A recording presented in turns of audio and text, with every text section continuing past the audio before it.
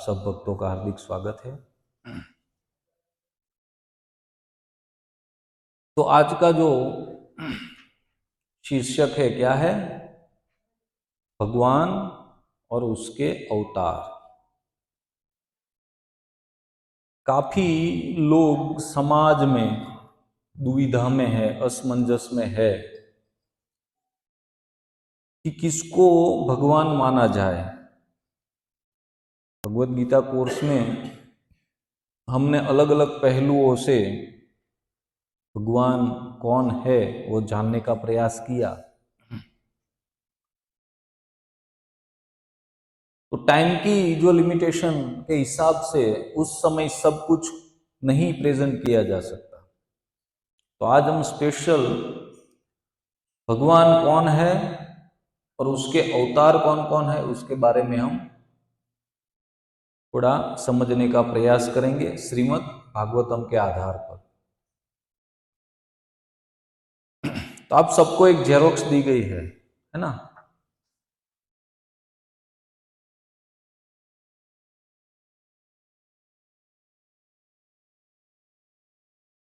उस जेरोक्स में पीला वाला जो पेज है वो फर्स्ट नंबर का पेज है, पीला वाला। वहां से हम स्टार्ट करेंगे।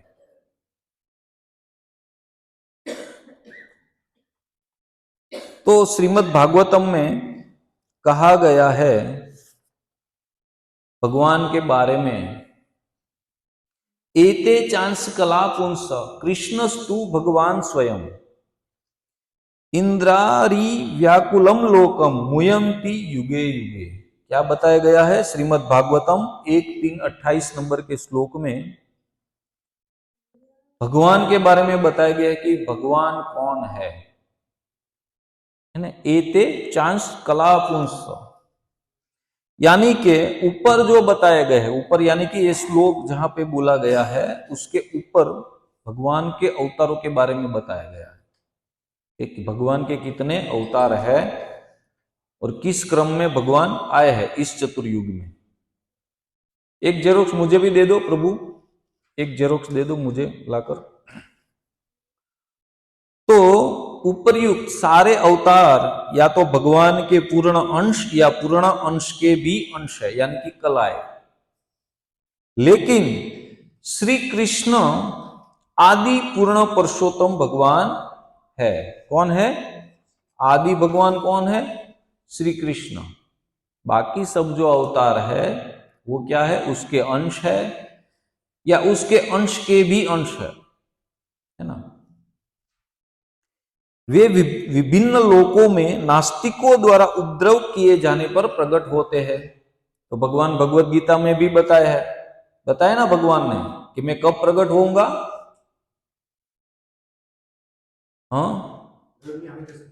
हाँ, यदा यदा ही धर्मस्य ग्लानिर्भवति भारत अभ्युत्थानम अधर्मस्य तदात्मानं सृजाम्यहम्। क्यों आते हैं? परित्राणाय साधूनां, और क्या करते हैं आकर? विनाशाय च दुष्कृतां धर्म संस्थापनार्थाय संभवामि युगे युगे। यहां पर भी बताया गया है कि भगवान आस्तिकों की रक्षा करने के लिए अवतरित होते हैं युगे युगे, मुयंती युगे युगे, है ना? तो जब जब धर्म की हानि होती है, ग्लानि होती है, धर्म का लोप होता है ना, तब तब भगवान अवतरित होते हैं। अवतरित यानी जन्म नहीं लेते, है ना? अवतरित यानी ऊपर से नीचे आना। अवतरित यानी हम ये पहले माले पर बैठे हुए हैं और अगर हम नीचे उतरेंगे तो क्या होगा? उसको क्या कहा जाएगा? अवतरण। नीचे उतरे हैं तो भगवान अपने धाम से नीचे आते हैं, अवतरित होते हैं, है ना? वो जन्म नहीं लेते वैसे। तो देखो यहां सबसे ऊपर किसकी फोटो है? श्री कृष्ण भगवान की, है ना? वो जो श्री कृष्ण है वो क्या है? स्वयं रूप कृष्ण है। जो द्वापर युग के अंत में जो कृष्ण थे है वो कृष्ण कौन है? अपने पूर्ण रूप में है। देखिए, थोड़ा एकदम ध्यान यहां रखना ताकि हम ये बात समझ सके, ठीक है? थोड़ा एकदम ध्यान रखने लायक ये सब है। मान लो कि हमारे घर में फर्नीचर का काम चल रहा है और हम किसी कारपेंटर को हायर करते हैं घर में फर्नीचर बनाने के लिए, तो कौन से साधन लेके आएंगे? वो अपने सब साधन, है ना, ड्रिल मशीन और रंधा या फरसी या करवती, ये सब लेकर आएंगे, है ना, क्योंकि सब जरूरत पड़ती है।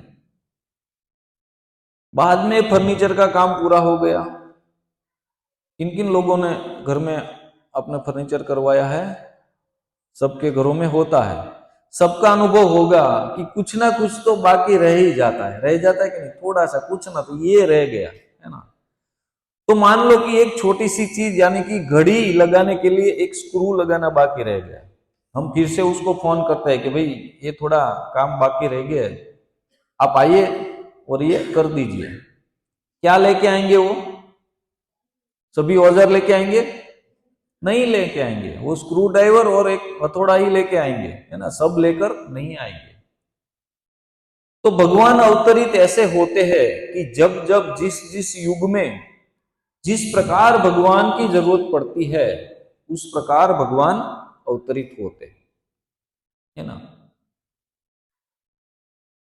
लेकिन कभी कभी भगवान स्वयं आते हैं कृष्ण के रूप में, है ना। कभी कभी क्या होता है, भगवान स्वयं आते हैं, है ना, वो अपने अवतारों को नहीं भेजते, भगवान स्वयं आते हैं। तो आइए देखते हैं ये स्ट्रक्चर क्या है और हम इस स्ट्रक्चर में कहाँ स्थित है ना। तो ये जो जेरोक्स है वो रिफर करते जाइएगा, जैसे जैसे मैं बताता जाता हूं वैसे आप इसमें देखते जाइएगा ताकि आपको पता चले। तो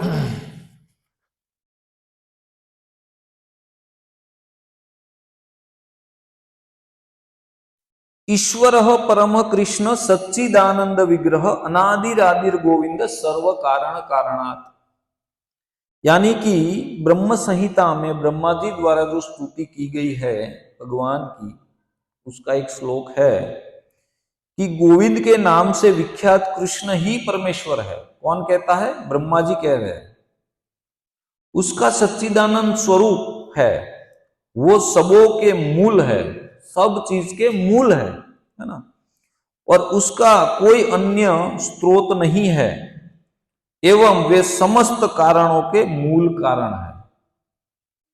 समझ पा रहे हो कि उसका कोई, भगवान का कोई स्रोत नहीं है कि जहां से भगवान प्रकट हुए, भगवान की उत्पत्ति हुई है, भगवान का कोई स्रोत नहीं है, लेकिन भगवान इन सभी चीजों के, सभी जीवों के स्रोत है भगवान, सभी जीवों के, है ना।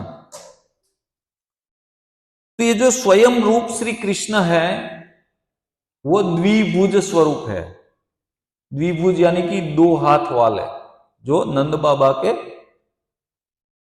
गोपाल है ना, यशोदा नंदन है, वो ही भगवान का असली रूप है, द्विभुज स्वरूप, है ना। अतः जिसका स्वयं स्वरूप और जो किसी अन्य के द्वारा प्रकट नहीं होता वह स्वयं स्वरूप है। स्वयं स्वरूप किसको बोला जाता है? जो किसी और अन्य के द्वारा प्रकट नहीं होता, वो स्वयं स्वरूप है, अपने आप ही, है ना, किसी के द्वारा वो प्रकट नहीं किया जा सकता। तो इसीलिए स्वयं स्वरूप अर्थात श्री कृष्ण जो वेणुधारी मेघ के समान वर्ण वाले, है ना, और त्रिभंग ललित पोज में खड़े हैं, है ना। कृष्ण देखो कभी सीधे खड़े हैं? राम भगवान का फोटो देखा है कि नहीं हमने? राम भगवान की मूर्ति तो कैसे एकदम सावधान अवस्था में, है ना, एकदम सीधे सीधे साधे राम जी। लेकिन कृष्ण टेढ़े, टेढ़े खाली एक एक जगह से नहीं, 3 जगह से टेढ़े, है ना। त्रिभंग ललित, है ना, उसकी मुद्रा, और मोर मुकुट धारण किए हैं, गले में वैजंती माला धारण किए हैं, और अनंत अनंत ब्रह्मांडों के नायक वो है श्री कृष्ण। तो श्री कृष्ण का रूप अनन्य सिद्धि है, किसी आभूषण वेश आदि के द्वारा उनके रूप की सुंदरता नहीं है। भगवान की सुंदरता किससे है? स्वयं सुंदर है। हमको सुंदर दिखना है तो क्या करना होगा? आभूषण धारण करेंगे, अच्छे अच्छे वस्त्र पहनेंगे, तब हम सुंदर दिखेंगे, प्रयास करते हैं। लेकिन भगवान की शोभा स्वयं सिद्ध है ना। भागवतम में एक जगह कहा गया है कि भगवान को जो अलंकार या भगवान के लिए जो माला, जो वस्त्र है, तो वो वस्त्र भगवान को पहनाने के बाद वो वस्त्र और भी सुंदर बन जाते हैं, है ना। भगवान से उनकी सुंदरता बढ़ती है, उससे भगवान की सुंदरता नहीं बढ़ती, है ना। तो देखो, ये जो स्वयं प्रकाश है भगवान का, स्वयं स्वरूप, है ना, भगवान उसमें से दो विभाजित होते हैं। भगवान स्वयं, देखो नीचे स्वयं प्रकाश जिसको कहा जाता है ना, भगवान, और इनके नीचे क्या लिखा है? स्वयं प्रकाश, यानी कि भगवान का दो स्वरूप होता है। एक तो है प्रभाव प्रकाश और दूसरा है वैभव प्रकाश। देखो, आज हम वो बात समझने की प्रयास कर रहे हैं कि जो बड़े बड़े मुनि, बड़े बड़े जो संत लोग जो समझने का प्रयास करें, वो स्थिति में हम प्रयास कर रहे हैं। वो चीज, हमारी जो बुद्धि है वो सीमित है, फिर भी हम प्रयास कर रहे हैं कि भगवान को तत्व से जानने के लिए, है ना। तो ये प्रभाव प्रकाश, जो भगवान का प्रभाव प्रकाश है, भगवान अपने आप को बहुत सारे स्वरूपों में विस्तार करते हैं। भगवान अपना खुद का बहुत सारे स्वरूपों में, किसी को याद है भगवान ने अपना बहुत सारे स्वरूपों में कोई विस्तार किया हो अपने खुद का? हाँ, वृंदावन में जो रास लीला है ना, અને આપણા ગુજરાતીમાં એક બહુ સુંદર છે રાસલીલાનું કે એક એક કાન में एक एक गोपी, है ना। जितनी गोपियां थी, कितनी गोपियां थी? हाँ, नहीं नहीं नहीं नहीं, 64 करोड़ गोपियां थी। कितनी? 64 करोड़ गोपियां थी, है ना, रास में, है ना। 16,108 तो उसकी रानियां है, गोपियां 64 करोड़, है ना। और वो गोपियां कौन थी? जो अपने अगले जन्मों में भगवान को एक प्रेमी, एक पति के रूप में, है ना, पाने की जो आश लगाए, जो बड़े बड़े तप किए हैं, बड़े बड़े यज्ञ किए हैं, तब वो भगवान को उस स्थिति में प्राप्त किए। तो जितनी गोपियां थी रास लीला में, रास मंडल में, उतने कृष्ण स्वयं रूप, स्वयं कृष्ण, है ना, अपना विस्तार किया स्वयं का, है ना। अलग अलग अलग अलग करोड़ों रूप भगवान ने स्वयं का विभाजन किया, है ना, और सभी गोपियों के साथ रास रचाए। सभी गोपियों को क्या लगता है कि कृष्ण मेरे साथ ही रास रचा रहा है ना, सभी गोपियों को। और यहां पर भी आप मंदिर में देखे, घुम्मट में देखा है सभी ने, है ना, कितने कृष्ण है, जितनी गोपियां हैं उतने कृष्ण है कि नहीं। तो ये जो भगवान का विस्तार है उसको कहा जाता है प्रभाव प्रकाश, भगवान का प्रभाव प्रकाश। और कहीं दिखाई देता है भगवान अपना विस्तार करते हैं? किसी को मालूम है? और कहीं? हाँ, इसमें भी लिखा है, आप पढ़ेंगे तो क्या लाएगा कि भगवान की जो 16,108 रानियां हैं, है ना, तो भगवान ऐसा नहीं करते थे कि हर रोज एक एक के साथ भोजन लेते थे, ऐसा नहीं। भगवान ने भी अपने उतने स्वरूपों का विस्तार किया है ना। भगवान भी उतने स्वरूपों में विद्यमान है, 16,108 स्वरूपों। ठीक है, तो ये जो भगवान स्वयं का जो विस्तार करते हैं, और वो जो 16,108 होते वो कॉपी नहीं होती, जैसे जेरोक्स है वैसी जेरोक्स नहीं, स्वयं ही ये जो कृष्ण है वैसे ही दूसरे, उसके पास भी उतनी ही शक्ति, कॉपी नहीं, स्वयं। समझ पा रहे हो मैं समझाने की बात कर रहा हूं, स्वयं, कोई कॉपी नहीं, है ना। तो इसको बोलते हैं प्रभाव प्रकाश। अब भगवान का दूसरा विस्तार आता है। देखो भगवान अपना कैसे विस्तार करते हैं, तो भगवान अपनी विभिन्न भावनाओं के अनुसार, है ना, विभिन्नता से प्रकट होते हैं, तो उसको वैभव प्रकाश कहते हैं। जैसे कि बलराम जी, बलराम जी कौन है? स्वयं श्री कृष्ण ही है। बलराम जी कौन है? स्वयं श्री कृष्ण है। प्रभुपाद जी को किसी भक्त ने प्रश्न पूछा कि कृष्ण और बलराम में क्या अंतर है, दोनों में क्या भेद है? तो प्रभुपाद जी कहते हैं कि जो कृष्ण है वो व्हाइट बलराम है, सॉरी ब्लैक बलराम है, कृष्ण है वो ब्लैक बलराम है, और जो बलराम है वो व्हाइट कृष्ण है। भेद हुआ कुछ? कृष्ण है वो ब्लैक बलराम है, और जो बलराम है वो व्हाइट कृष्ण है, यानी कि दोनों में कोई अंतर नहीं है, स्वरूप में अंतर है। देखो ये कृष्ण है और ये बलराम है, स्वरूप में अंतर है, लेकिन तत्व में कोई अंतर नहीं है। जो तत्व है उसमें कोई अंतर नहीं है। समझ पा रहे हो? वहां पे क्या था? स्वरूप भी वही और तत्व भी वही, और यहां तत्व वही पर स्वरूप अलग है। समझ पा रहे हो? और भगवान ने ऐसे कोई स्वरूप धारण किए हैं? तो ब्रह्मा जी जब बछड़े और गोप बालों को चुरा कर ले गए, उसका अपहरण कर लिया, उसकी चोरी कर ली, तब भी भगवान ने यहां क्या किया था? अपना वैभव प्रकाश किया था। यानी कि बछड़ों का स्वरूप ले लिया था, गोप बालों का स्वरूप ले लिया था, है ना। तो ये है भगवान का वैभव प्रकाश, है ना, कि अलग अलग विभिन्न भावनाओं के अनुसार जो भगवान अपना स्वरूप बदलते हैं। और वैसे एक तरह से देखा जाए तो राधा रानी भी कौन है? स्वयं कृष्ण ही है ना। तो ऐसे भगवान का वैभव प्रकाश है। ये क्या है?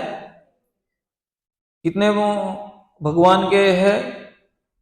दो प्रकार, है ना।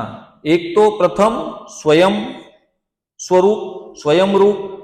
दूसरा क्या आता है? प्रभाव प्रकाश और वैभव प्रकाश, है ना, कि भगवान अपना विस्तार करते हैं स्वयं का, है ना। भगवान अपने स्वयं का विस्तार करते हैं। अब आता है तद एकात्म रूप। देखो नीचे थोड़ा तद एकात्म रूप, देखो सभी के धाम के लिए भी बताया गया है कि अभी तक जो बात होती है वो भगवान कहां पे स्थित है? स्वयं रूप, प्रभाव प्रकाश और वैभव प्रकाश कहां पे स्थित है? वृंदावन में, है ना। अब आते हैं थोड़ा नीचे, तद एकात्म रूप, है ना। तो भगवान अपना विस्तार चार रूप में करते हैं। भगवान अपना विस्तार चार रूप में करते हैं, अलग अलग।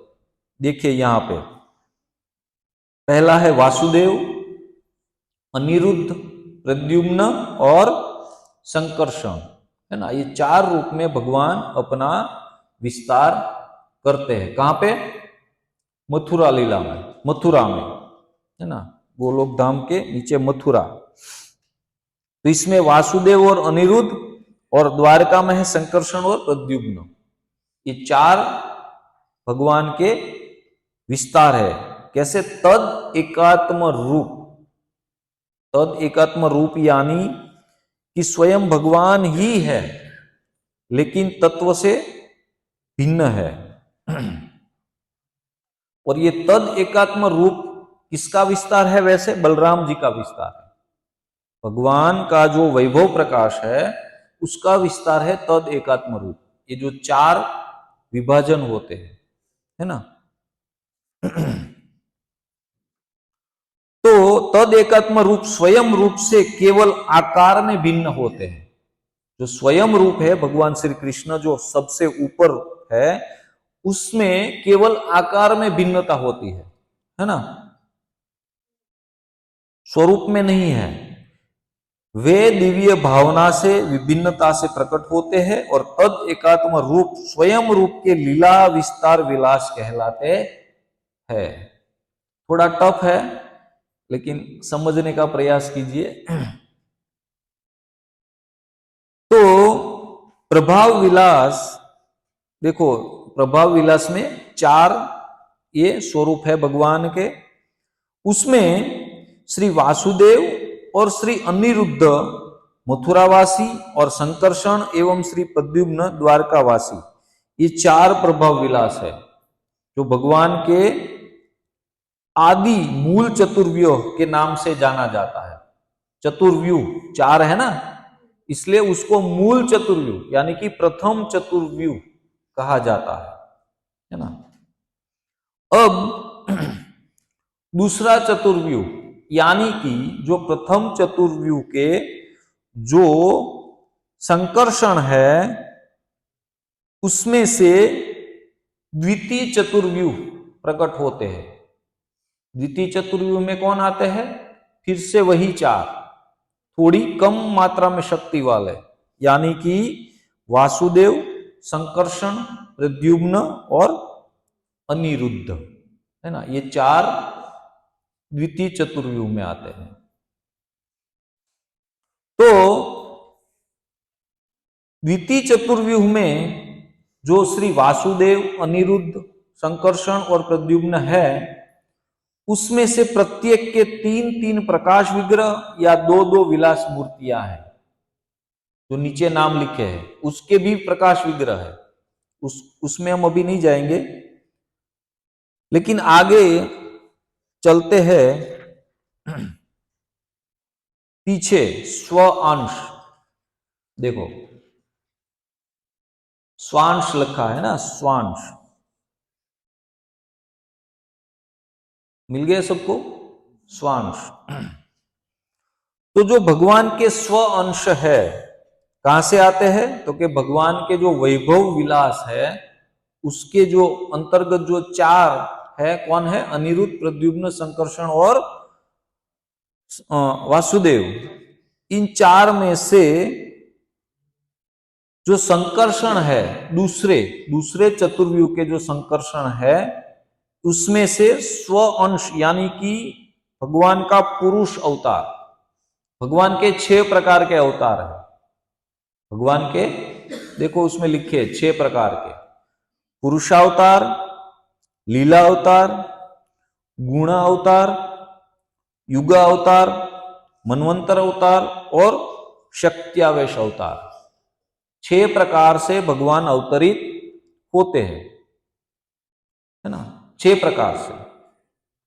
देखो अभी ये पुरुष अवतार, पुरुषावतार यानी कि विष्णु कौन है? किसमें से प्रकट हुए हैं? संकर्षण से। और वो संकर्षण कौन? दूसरे चतुर्व्यूह के संकर्षण। वो संकर्षण कहां से प्रकट हुए हैं? प्रथम चतुर्व्यूह के संकर्षण में से।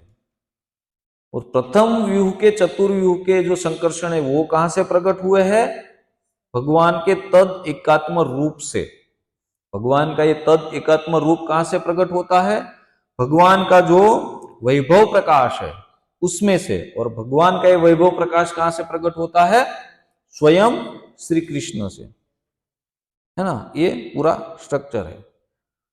तो तत्व वही है, जो ऊपर जो श्री कृष्ण है वही यहां जो स्वांश यानी कि पुरुषावतार जो विष्णु है वही है, लेकिन शक्ति की मात्रा में धीरे धीरे कटौती आ रही है ना। जो शक्ति है, जो स्वयं जो श्री कृष्ण कर सकते हैं वो विष्णु नहीं कर सकते।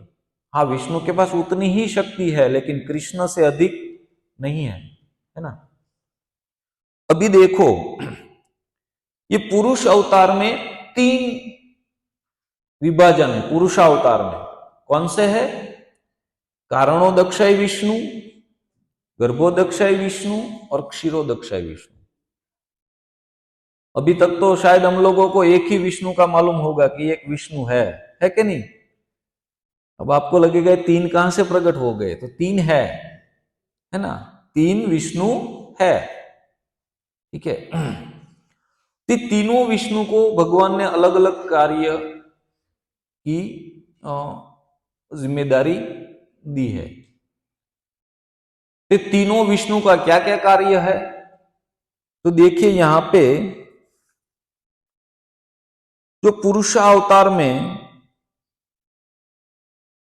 जो कारणोदक्षाई विष्णु है, जो परमेश्वर के प्रथम अवतार है।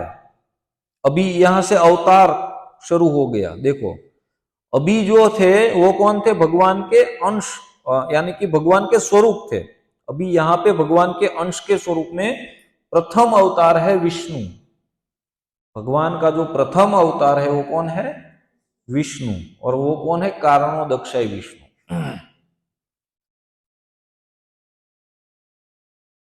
तो कारणोदक्षाई विष्णु जिसको महाविष्णु भी कहा जाता है, वो क्या करते हैं? तो वो नित्य काल, आकाश, कार्य कारण, मन, तत्वों, भौतिक अहंकार, प्रकृति के गुण, इंद्रियां और गर्भोदक्षाई विष्णु तथा समस्त चर एवं अचर जीवों के स्वामी है। कौन है? विष्णु। जो भी हम देख रहे हैं उसके इनडायरेक्ट स्वामी कौन है? विष्णु है। डायरेक्ट स्वामी कौन है? कृष्ण है। समझ पा रहे हो? जैसे कोई बड़ी कंपनी होती है, हम उसमें छोटे से वर्कर है, हमारे ऊपर कौन है? मैनेजर है। उसके ऊपर और एक मेन मैनेजर है जो डायरेक्ट बॉस से डील करते हैं। हम डायरेक्ट बॉस से डील करेंगे, कुछ प्रॉब्लम होगी तो डायरेक्ट सेठ से बात करेंगे? नहीं होगी, है ना। तो इसमें कौन है? ये हमारे ऊपरी कौन है? विष्णु, जिसके अंडर में हम सब है। 3 गुण वाले जितने भी जीव है, ये भौतिक प्रकृति है, जिसको भी हम देख रहे हैं या महसूस कर रहे हैं, वो सब किसके अंतर्गत है? कारणोदक्षाई विष्णु के अंतर्गत है ना। ये प्रथम अवतार है। भगवान श्री कृष्ण जब करुणावश सृष्टि उत्पत्ति की इच्छा करते हैं, तो तब इस इच्छा के अनुसार उस कार्य को कार्यान्वित करने के लिए उनकी क्रिया शक्ति, भगवान की क्रिया शक्ति संकर्षण के ही प्रथम पुरुष कारणोदक्षाई महाविष्णु के रूप में आविर्भूत होती है। भगवान को जब इस सृष्टि की रचना करनी होती है, यानी कि प्रलय के बाद फिर से जब ये सृष्टि की उत्पत्ति करनी होती है, तो भगवान किसको आदेश करते हैं? विष्णु को, है ना, कि अब सृष्टि की रचना करो। तो सृष्टि की स्थिति, सृष्टि स्थिति और प्रलय विश्व का यह धारावाहिक क्रम अनादि काल से चल रहा है। जब भगवान सोते हैं, ब्रह्मा जी के 100 साल पूरे होते, तब एक बड़ा प्रलय आता है ना। तब ये सब कुछ जितना भी जड़ या चेतन, है ना, चल या अचल, जितना भी कुछ है वो कहां जाता है? भगवान के विराट स्वरूप के उदर में सब स्थित हो जाता है। और जब फिर से जब सृष्टि की उत्पत्ति होती है, तो फिर से वो सब भगवान के शरीर में से ही बाहर आता है। तो इस प्रलय के बाद जब भगवान फिर सृष्टि करने की इच्छा करते हैं, तो कारणोदक्षाई विष्णु को अवतरित करते हैं। सबसे पहले किसको अवतरित करते हैं? कारणोदक्षाई विष्णु को, सृष्टि के माध्यम में। देखो, भौतिक जगत के माध्यम में। गोलोक धाम में तो सब वही वैसा का वैसा ही होता है।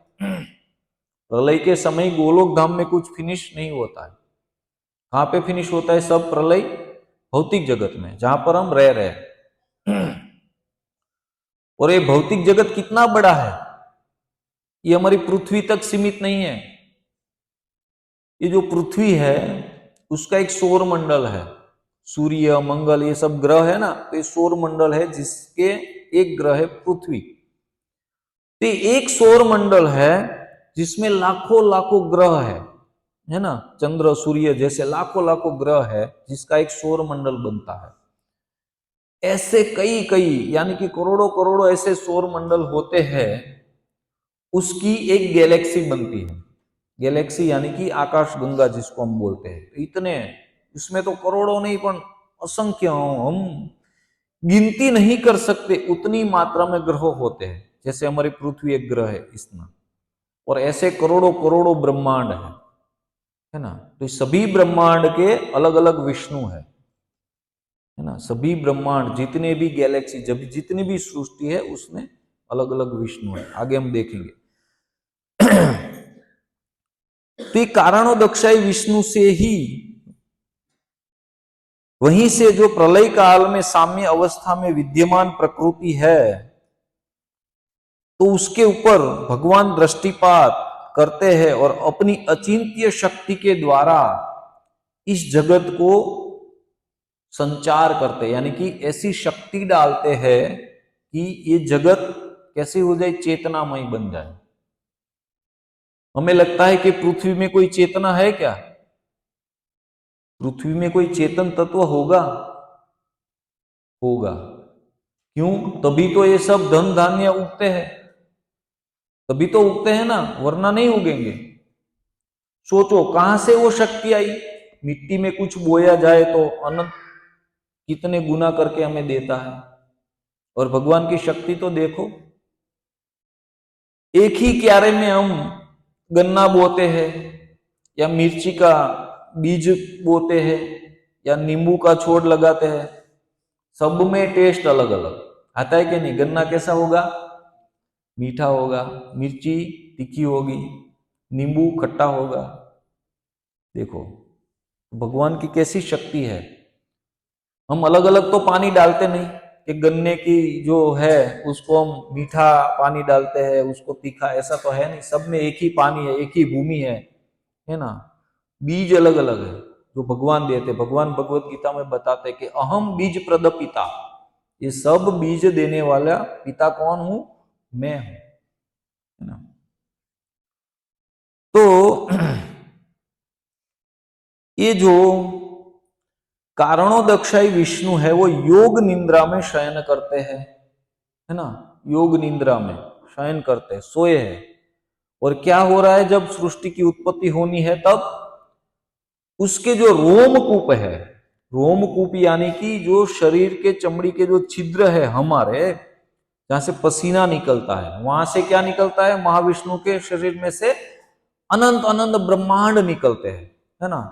आपने कभी फोटो देखा होगा कि विष्णु सोए हुए हैं और उसके शरीर में से अनंत अनंत जो बबल निकल रहे हैं, वो बबल क्या है? ब्रह्मांड है ना। जिसमें हमारी ये लाखों करोड़ों गैलेक्सियां और उसमें लाखों करोड़ों जो सौर मंडल है वो समा जाते हैं, वो उसके रोमकूप में से निकलते हैं, है ना। सोचो महाविष्णु के रोमकूप में से ये निकलते हैं। तो ऐसे सब ब्रह्मांड की उत्पत्ति होती है। तो ये कार्य है ब्रह्मांड की उत्पत्ति करने का कार्य है कारणोदक्षाई विष्णु, महाविष्णु। अब आते हैं पुरुषावतार में ही, तीन पुरुषावतार है, कारणोदक्षाई विष्णु, गर्भोदक्षाई विष्णु और क्षीरोदक्षाई विष्णु। अब आते हैं गर्भोदक्षाई विष्णु, जो द्वितीय पुरुष के नाम से भी प्रख्यात है। द्वितीय, प्रथम पुरुष कौन है? कारणोदक्षाई विष्णु। द्वितीय पुरुष है गर्भोदक्षाई विष्णु, है ना। तो एक गर्भोदक्षाई विष्णु का क्या कार्य है? ये सृष्टि के सर्जन में या सृष्टि के चलाने में गर्भोदक्षाई विष्णु का क्या कार्य है? तो उसका कार्य है कि हर ब्रह्मांड में कारणोदक्षाई विष्णु ये द्वितीय स्वरूप में, गर्भोदक्षाई विष्णु के रूप में विस्तृत होते हैं और जिसके नाभि कमल से एक विशाल कमल विस्तृत होता है, जिसके नाल में ये 7 पाताल, लोक, पृथ्वी एवं स्वर्ग आदि स्थित होते हैं। ये जो गर्भोदक्षय विष्णु है, उसकी नाभि में से एक कमल निकलता है ना। और उस कमल में क्या होता है, ये जो लोक होते हैं ना, पृथ्वी के लोक, सभी लोक, वो जो नाली, जो उसकी जो नली है कमल की, उसमें ये सब स्थित है। हमारी पृथ्वी भी उसी में स्थित है, ये सब ब्रह्मांड उसी में स्थित है। सोचो कितनी बड़ा ये कमल का वो होगा, है ना। तो इस कमल पुष्प से ब्रह्मा का जन्म होता है। ब्रह्मा कहां से प्रकट होते हैं? कमल में से, है ना।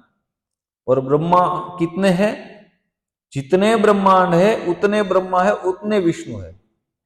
जितने ब्रह्मांड है उतने ही ब्रह्मा जी है और उतने ही विष्णु ही है ना। लेकिन कृष्ण एक ही है ना। तो ये जो कारणोदक्षाई विष्णु है, जो अनंत कोटि ब्रह्मांडों के अंतर्यामी है। हम बोलते हैं ना कि भगवान अंतर्यामी है, तो ये सब जो अंतर्यामी बनके हमारे मन को जो जानते हैं वो कौन है? ये कारणोदक्षाई विष्णु है ना, जो हमारे मन को जानते हैं और वो भगवान को डिटेल पहुंचाते हैं, ठीक है। किंतु गर्भोदक्षाई विष्णु एक एक ब्रह्मांड के अंतर्यामी है। जो गर्भोदक्षाय विष्णु है वो कौन है? क्योंकि जितने भी ब्रह्मांड है, तो एक ब्रह्मांड के एक गर्भोदक्षाय विष्णु, दूसरे ब्रह्मांड के दूसरे गर्भोदक्षाय विष्णु, तीसरे ब्रह्मांड के तीसरे, है ना। ये सब किसको रिपोर्टिंग करेंगे?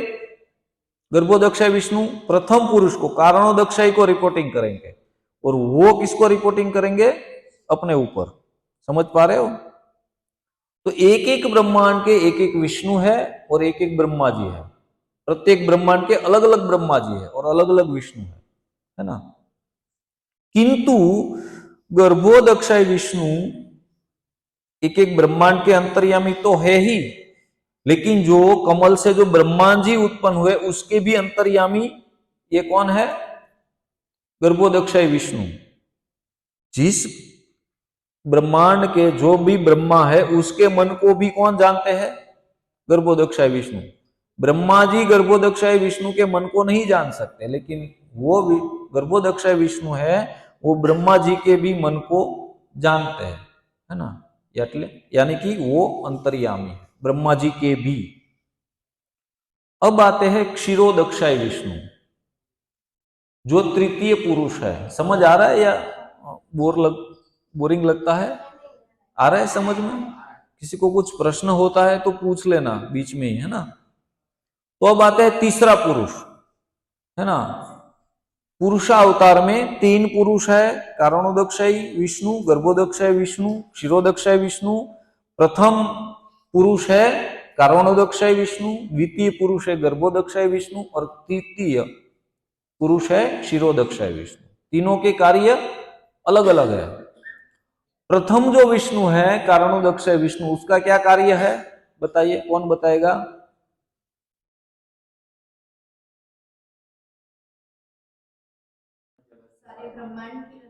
हाँ, जो ब्रह्मांड की उत्पत्ति करते हैं, उसके रोमकूप से अनंत अनंत अनंत अनंत ब्रह्मांड निकलते हैं, है ना। और उसके अंडर में गर्भोदक्षाय विष्णु है, जो हर एक ब्रह्मांड के अलग अलग है, ठीक है। और उसके अंडर में कौन आते हैं? क्षीरोदक्षाय विष्णु। याद रखना है तो जो मूलाक्षर है उसके माध्यम से याद रखिए। क पहले आता है कि नहीं? क्या बोलते हैं उसको? क, बाद में ग और लास्ट में क्ष। तो उस आधार पर भी आप इसको याद रख सकते हैं, कारणोदक्षाई, गर्भोदक्षाई और क्षीरोदक्षाई, ठीक है। अभी एक क्षीरोदक्षाई विष्णु का क्या कार्य है, चलो हम देखते हैं। कि एक क्षीरोदक्षाई विष्णु है, वो क्षीर सागर में शेष शैया पर विराजते हैं। क्षीर सागर है, उसमें शेष शैया पर विराजते हैं। और वो हर जीव के अंतर्यामी है, यानी कि हमारे अंतर्यामी कौन है? क्षीरोदक्षाय विष्णु, जो हमारे मन को जानते हैं। और वही ये क्षीरोदक्षाई विष्णु ही परमात्मा के रूप में हमारे हृदय में स्थित है। डायरेक्ट कृष्ण नहीं है, समझो, कृष्ण का ही तत्व है, कृष्ण तत्व ही है ना, लेकिन वो क्षीरोदक्षाई विष्णु के रूप में हमारे हृदय में स्थित है और वो हमारे मन को जानते हैं। समझ में आया अभी पूरी रचना? ये जो कारणोदक्षाई विष्णु, एक जो क्षीरोदक्षाई विष्णु है, वो प्रत्येक ब्रह्मांड, जो भी ब्रह्मांड है ना, इस ब्रह्मांड के जो जीव है उसको, इस ब्रह्मांड के जो क्षीरोदक्षाई विष्णु है वो हम सबको जानते हैं कि इसके मन में क्या चल रहा है। वो किसको रिपोर्टिंग करेंगे? गर्भोदक्षाई विष्णु को, है ना, वो भी अलग अलग ब्रह्मांड के। और वो किसको रिपोर्टिंग करेंगे? कारणोदक्षाई विष्णु को, है ना। और वो कहां पे रिपोर्टिंग करेंगे? स्वयं श्री कृष्ण को आगे के माध्यम से, ठीक है। प्राकृत ब्रह्मांड में, क्षीर सागर में शेष शैया पर शयन कर रहे ये चतुर्भुज, जो प्रत्येक जीव के हृदय में अंतर्यामी परमात्मा के रूप में अवस्थान करते हैं, है ना। हमें कोई मैसेज मिलता है कि तुम ये गलत कर रहे हो, है ना, कौन देता है? क्षीरोदक्षाई विष्णु देते हैं कि तुम ये ठीक नहीं कर रहे हो, है ना। तो इस ब्रह्मांड के भीतर जितने भी अवतार है, इस ब्रह्मांड के भीतर जितने भी अवतार है, वो इसी क्षीरोदक्षाई विष्णु से होते हुए पृथ्वी पर आते हैं, डायरेक्ट नहीं आते। भगवान खुद भी आते हैं, तो वो भी माध्यम कौन, किसको बनाते हैं? क्षीरोदक्षाई विष्णु। क्यों? क्योंकि ये ऐसे तो अनंत अनंत ब्रह्मांड है ना, और अनंत अनंत विष्णु है, बहुत बहुत विष्णु है, बहुत सारे, जितने ब्रह्मांड है उतने विष्णु है। भगवान जब भी आते हैं तो इसको माध्यम बना के आते हैं। तो ये तो हो गए भगवान के जो 6 प्रकार के अवतार है। इसमें जो प्रथम अवतार है पुरुषावतार। पुरुषावतार में 3 अवतार है, कारणोदक्षाई, गर्भोदक्षाई, क्षीरोदक्षाई। प्रथम पुरुष, द्वितीय पुरुष और तृतीय पुरुष, जिसके तीनों के अलग अलग कार्य है। प्रथम जो विष्णु है उसका कार्य है ब्रह्मांडों की उत्पत्ति करना, ब्रह्मांडों की रचना करना। जब भगवान का प्रलय काल पूरा हो जाता है, सृष्टि की उत्पत्ति होती है, तो प्रथम जो विष्णु है उसके माध्यम से ब्रह्मांड की रचना होती है। बाद में आता है दूसरे विष्णु, गर्भोदक्षाई विष्णु। उसकी क्या कार्य रहता है?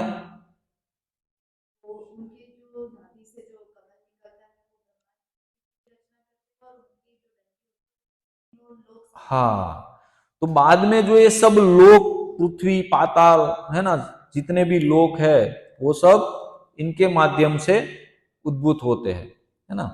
और तीसरे है क्षीरोदक्षाई, जो सभी जीवात्माओं के साथ रहते हैं। हमारे सभी के अंदर क्षीरोदक्षाई विष्णु विद्यमान है। कहां तक रहेंगे वो? हमारे साथ कहां तक रहेंगे? नहीं नहीं, जब तक आत्मा है तब तक नहीं। हाँ, नहीं नहीं, शरीर छूटने के बाद क्या वो क्षीरोदक्षाई विष्णु निकल जाएंगे? आत्मा के साथ तो रहेंगे, लेकिन कब तक रहेंगे मालूम है? जब तक हम भगवान के धाम की प्राप्ति ना कर ले। देखो यहाँ पे कोष्टक में बताया गया है कि विष्णु कहां से आते हैं। विष्णु का जो कार्य क्षेत्र है ये भौतिक जगत है, आध्यात्मिक जगत में विष्णु का कार्य क्षेत्र नहीं है, समझो। ये विष्णु है वो भौतिक जगत के अधिष्ठाता है। देखो आध्यात्मिक जगत में उनका कोई रोल नहीं है। जब हमको भगवत धाम की प्राप्ति होगी, तब जब हमें भौतिक जगत छोड़ के आध्यात्मिक जगत में प्रवेश करेंगे, तब तक ही वो हमारे साथ रहेंगे। उसके बाद में वो हमारे साथ आएंगे नहीं। समझ पा रहे हो? विष्णु कब तक हमारे आत्मा के साथ है? जब तक ये भौतिक जगत में हम है तब तक, चाहे हमारे पास शरीर हो या ना हो, आत्मा के साथ हमेशा क्षीरोदक्षाई विष्णु विद्यमान है। लेकिन कब तक? भौतिक जगत का जो गेट है और आध्यात्मिक जगत का जो द्वार है वहां तक ही वो हमारे साथ रहेंगे। बाद में हमको भगवान की शरण में जाना है। ठीक है। हर एक आत्मा आध्यात्मिक द्वार तक जाती ही है, चाहे वो कितनी भी बुरी। हाँ जाती है, लेकिन अगर वो भक्ति से जुड़े तो, वरना तो अदर अदर बहुत सारे प्लेनेट है, जैसे नर्क है, स्वर्ग है ना।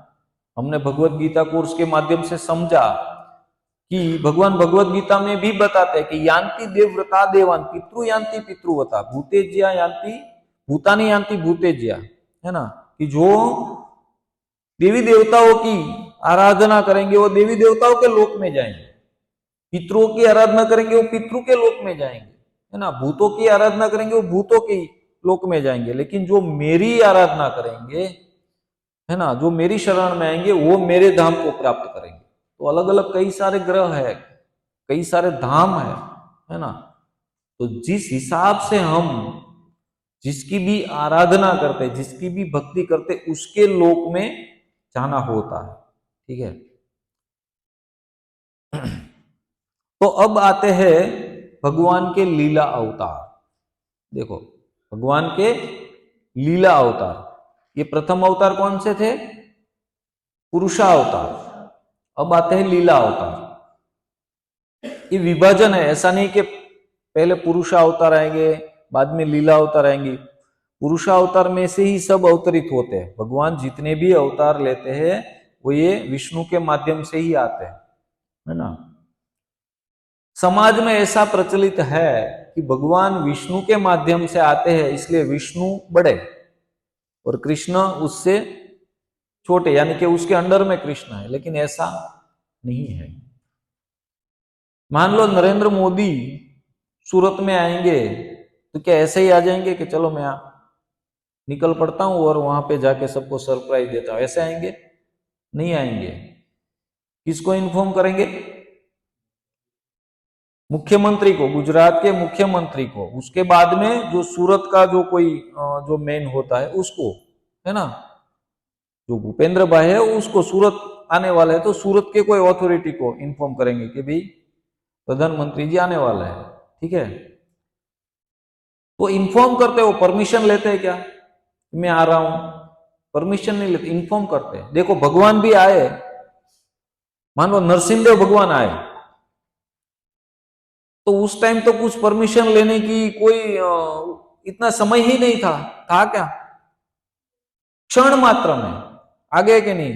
जब हिरण्यकशिपु ने खड़ग उगामा प्रहलाद को मारने के लिए, और जैसे ही वो मारने जाते हैं उतने में ही खंबे से प्रकट हो जाते। तो कब वो परमिशन लेते, कब वो? तो भगवान स्वतंत्र है, उसको आना है तो किसी की परमिशन लेने की जरूरत नहीं होती है ना। समझ पा रहे हो? तो ये लीला अवतार है। जैसे जो चतुष्कुमार है ना, सनत सनातन सनंदन, ये जो है चार कुमार, वो भगवान के लीला अवतार में है। ये भी भगवान के अवतार ही है, चार कुमार। बाद में है नारद जी है, मत्स्य अवतार है, यज्ञ अवतार है, नर नारायण अवतार है, कर्दमी कपिल अवतार है ना, दत्तात्रेय है, हंस अवतार है। तो ये बहुत सारे अवतार है। देखो ये 24 अवतार इसमें लिखे गए हैं जो इस चतुर्युगी में आने वाले हैं, है ना। देखो उसके क्रम में लास्ट में हम दो तीन गिने तो बलराम जी है, उसके बाद में है कृष्ण है, बुद्ध है, और अब कल्कि, है ना। प्रथम कौन आए?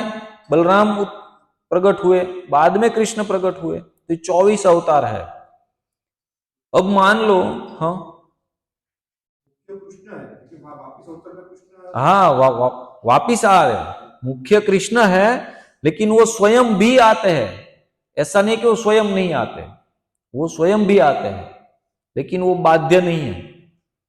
बाध्य यानी कि कोई बंधन करता नहीं है। और स्वयं आए हैं तो ये पृथ्वी लोक पर प्रकट हुए हैं, मनुष्य जैसा शरीर धारण कर, वहां जो भगवान का जो दिव्य शरीर है ना, तो यहां बाल लीला कर रहे हैं।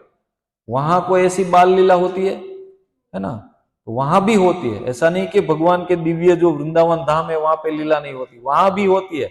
वरना हम सब भगवान के धाम में जाकर क्या करेंगे, लीला नहीं करेंगे तो भगवान, है ना।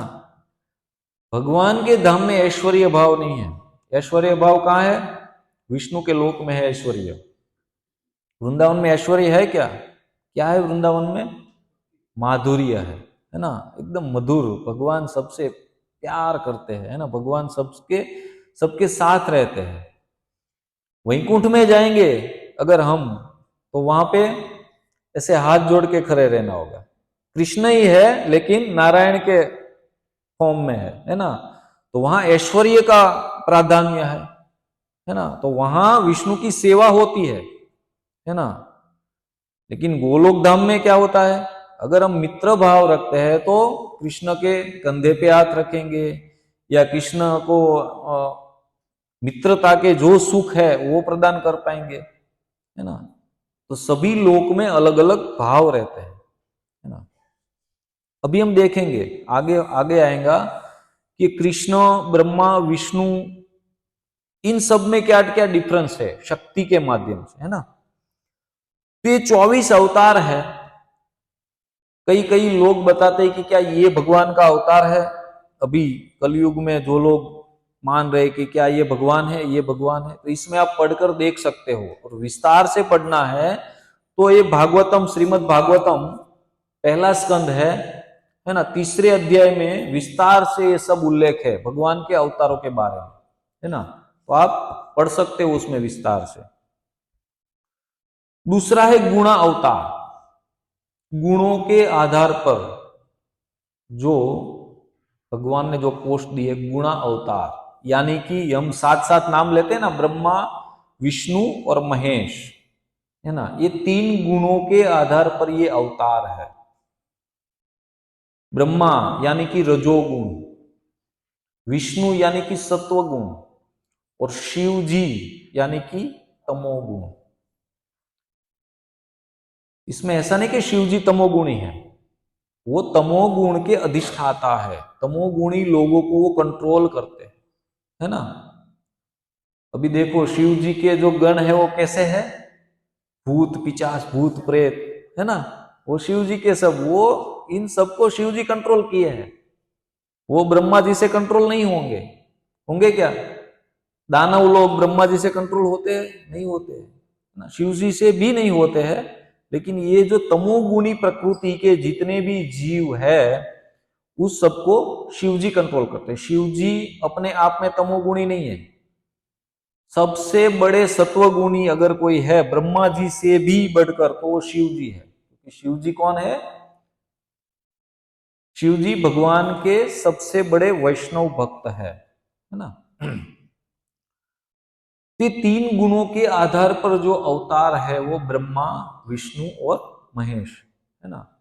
तो विष्णु है जो सत्वगुणी अवतार है, ब्रह्मा जी है वो रजोगुणी अवतार है। रजोगुण यानी एकदम ऐश्वर्य, यानी कि सब स्वर्ग आदि जो है एकदम, क्या बोलते हैं उसको, सुविधाएं, लग्जरी, है ना, ये ब्रह्मा जी।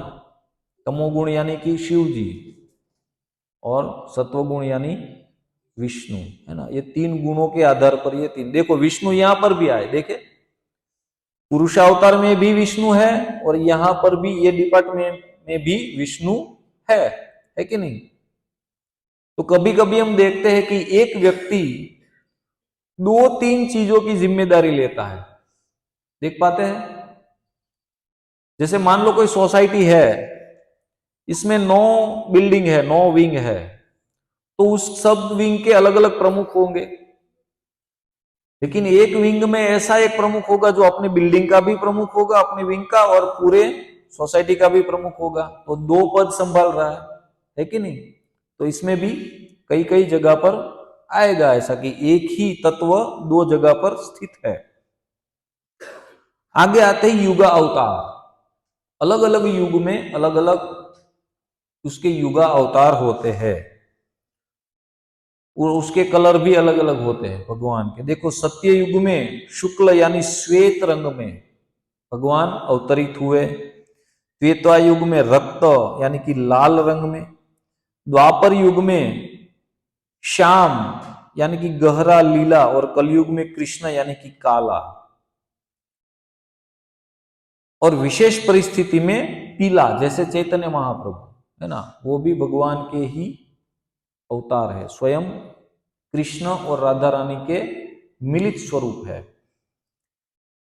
और पांचवा है मनवंतर अवतार। तो अलग अलग मनवंतरों में, मनवंतर यानी समय की अवधि है ना, जैसे चतुर्युग है, हमने भगवत गीता सेमिनार कोर्स में देखा कि चतुर्युग कितने सालों का है, बहुत सारे। मान लो एक कलयुग ही 4,32,000 साल, उसके डबल मल्टीप्लाई है ना, उसके डबल और उसके डबल, ये चारों मिलाकर जितने होते उसके एक चतुर्युगी होती है ना। और ऐसे मान लो 71 चतुर्युगी, ऐसे 71 बार ऐसे चतुर्युग बीत जाए उसको एक मनवंतर बोलते हैं है ना। और ऐसे एक मनवंतर में कोई भगवान एक बार कोई विशेष स्वरूप लेकर अवतरित होते, जैसे यज्ञ, विभु, सत्यसेन, हरि, वैकुंठ, अजित, वामन, सार्वभौम, ऋषभ, ये सब क्या है, तो ये मनवंतर अवतार है, जो अलग अलग मनवंतर में भगवान अवतरित होते हैं। और छठा है शक्त्यावेश अवतार। शक्त्यावेश अवतार मानी भगवान अपनी शक्ति देकर किसी को भेजते हैं है ना, भगवान विशेष प्रकार की शक्ति के लिए। देखो यहां पे बताया गया है कि कपिल, वृषभदेव, शेषनाग, अनंत देव, ब्रह्मा जी, देखो यहां पर भी 4 कुमार फिर से आए है ना शक्त्यावेश अवतार में। और नारद मुनि, वो भी भगवान के शक्त्यावेश अवतार है। देखो थोड़ी समझने की बात है कि नारद मुनि यहां पर भी है और भगवान के साथ भी डील करते हैं, भगवान के माध्यम से वो अवतार भी लेते हैं और उसी समय भगवान भी अवतरित होते हैं। देखा है नारद जी जब अवतार, नारद जी सभी युगों में है ना, और भगवान भी तब कभी कभी जब अवतरित होते हैं तब नारद जी से उनकी भेंट होती है ना। एक ही तत्व है, अलग अलग माध्यम से मेल होता है ना। और है महाराज पृथु और परशुराम। देखो परशुराम, परशुराम जी जब अवतरित हुए थे तब दूसरे कौन अवतार लिए थे, बोलिए, सबको मालूम है, राम जी है ना। दोनों अवतार एक साथ है कि नहीं, 2 भी हो सकते, 3 भी हो सकते है ना। तो ये है 6 प्रकार के अवतार है जो भगवान के अंश है या उसके अंश के भी अंश है ना। भगवान के अंश कौन है, विष्णु है, और उसके अंश भी कौन है, उसके माध्यम से कौन, भगवान के ये अवतार फिर से प्रकट होते हैं। लेकिन उसकी शक्तियों में भेद है। जो कार्य स्वयं कृष्ण कर सकते हैं वो नारद जी नहीं कर सकते, भगवान के ही अवतार होते फिर भी वो नहीं कर सकते। जो कार्य स्वयं कृष्ण कर सकते हैं वो विष्णु भी नहीं कर सकते हैं है ना। क्यों ऐसा होता है, तो बताया गया है कि भगवान में जो भी शक्तियां हैं भगवान के पास है ना, तो वो 100% है। भगवान के पास जो शक्ति है वो क्या है, 100% है, यानी कि 100%। भगवान के जो 64 गुण है वो कृष्ण में 100% है ना। लेकिन उसके बाद, कृष्ण के बाद हम देखें यहां पे कि उसके सब अवतार है ना। तो उसमें आता है कि शिव जी और कृष्ण, उसमें क्या अंतर है? क्या शिव जी भी भगवान के अवतार है या कुछ और है? देखो, ब्रह्मा जी है ना, ब्रह्मा जी वो जीव तत्व में आते हैं, वो भगवत तत्व में नहीं है। ब्रह्मा जी जीव तत्व, यानी कि हम लोगों के साथ उसकी कंपैरिजन है, भगवान के साथ उसकी कंपैरिजन नहीं है। ब्रह्मा जी सर्वश्रेष्ठ जीव है। अगर हम में से कोई ऐसा, कितने कितने जीव होंगे, मान लो हम गिनती भी नहीं कर पाएंगे, उतने जीव है, उतने ब्रह्मांड है ना। तो कोई भी ब्रह्मांड में सर्वश्रेष्ठ जीव अगर कोई होता है, देखो क्लास में अगर कोई सबसे अच्छा लड़का होता है, एकदम सिंसियर, एकदम होशियार लड़का या लड़की, उसको क्या बनाते हैं? मॉनिटर बनाते हैं कि नहीं? हेड ऑफ क्लास, है ना। तो यह पृथ्वी पर भी अगर हम ऐसा कार्य करें तो हम भी ब्रह्मा बन सकते हैं, हम भी ब्रह्मा बन सकते हैं, है ना। एकदम परफेक्ट मनुष्य जीवन जिए शास्त्रों के आधार पर, है ना, अमुक हजार साल तक, है ना, तो हम में से कोई भी ब्रह्मा बन सकते हैं, या हम में से कोई आगे ब्रह्मा होगा भी, कोई जीव इसमें से, है ना। तो ब्रह्मा की कंपैरिजन है जीव शक्ति के साथ, और एक है भगवत शक्ति और जीव शक्ति। लेकिन शिव जी ना तो जीव शक्ति है और ना तो भगवत शक्ति, है ना। शिव जी वैसे तो ब्रह्मा जी के पुत्र है, लेकिन ब्रह्मा के कंपैरिजन में शिव जी बहुत ही ऊपर के लेवल में स्थित है। शिव जी बहुत ही ऊपर के लेवल में स्थित है। तो इसलिए शिव जी को यहां पे बताया गया है कि भगवान में जो 64 गुण और वो 100% विद्यमान है ना, वो विष्णु में कितने हैं? 84%। विष्णु में श्री कृष्ण के जितने गुण हैं उसके कितने हैं? 84% ही उसमें है।